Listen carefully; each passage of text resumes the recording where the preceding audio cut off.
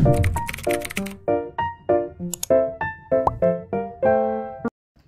guys, assalamualaikum and welcome back to Zara Aisyah Gaming. Okay guys, untuk hari kita nak main Brookhaven. Kita nak buat satu drama.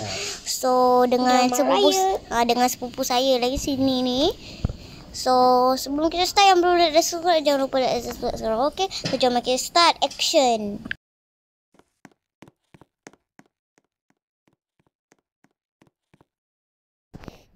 Okay, sekarang kita nak Just slow.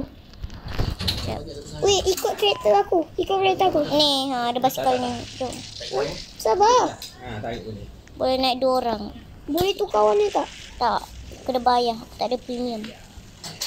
Kita nak Jadi kita nak pergi kat rumah.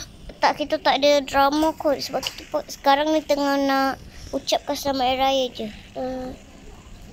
Sebab hari ni kan hari raya. Kalau workshop. Oh, kita orang nak tak. sekarang.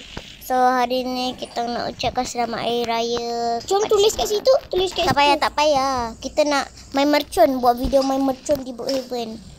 Ada mercun kat Brookhaven. Okey. Bukan. Aku nak buat lah rumah. Saya aku punya rumah.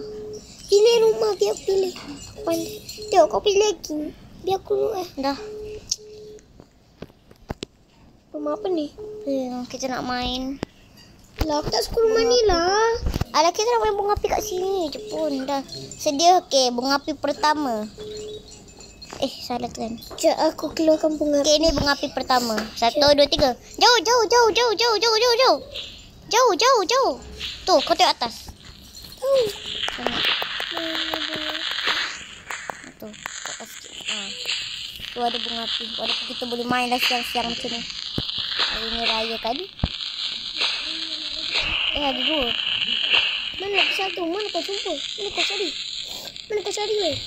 Tolong tu. Kat potion. Oh, yang tu. Okay, so dah. Sekarang kita cuba main. Alamak, 20 bateri pula ni. Last minute juga nak buat video. Okay, sekarang ni next. Mercun. Blaster. Blaster colourful. Macam mana kau letak macam tu? Macam mana kau letak weh? Hari ni meriah sikit je. Sorry lah bising sikit sebab Kau letak weh? hari ni kita meriah Macam mana sangat. kau ambil? Macam mana kau letak? Okay, jauh api tu. Macam mana kau letak yang tadi?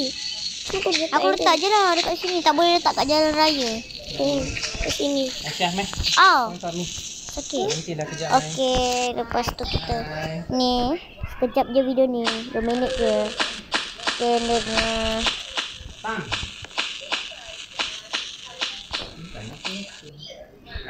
okay, selamat raya. Bye.